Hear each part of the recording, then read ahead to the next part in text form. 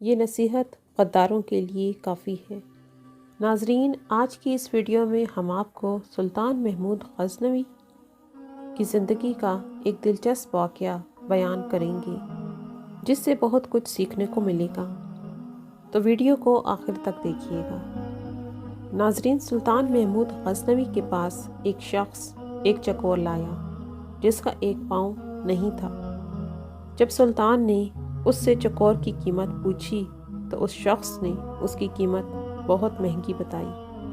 سلطان نے حیران ہو کر اس سے پوچھا کہ اس کا ایک پاؤں بھی نہیں ہے، پھر بھی اس کی قیمت اتنی زیادہ کیوں بتا رہے ہو؟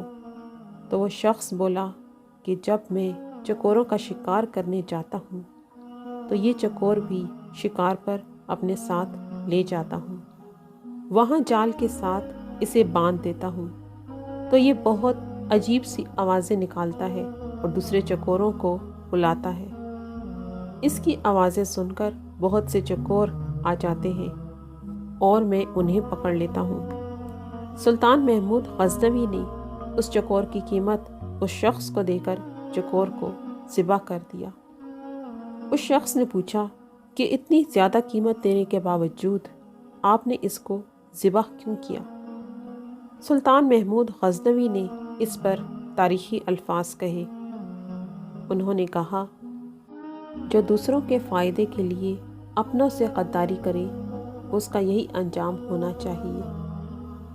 ناظرین، یاد رکھیے، جب تک انسان کو اپنوں کا احساس نہیں ہے، کسی دوسرے کے لیے اپنوں کو قربان کر دینا یہ کسی اچھے اور شریف النفس انسان کی علامت نہیں ہے، بلکہ یہ غداروں کی نشانی ہے۔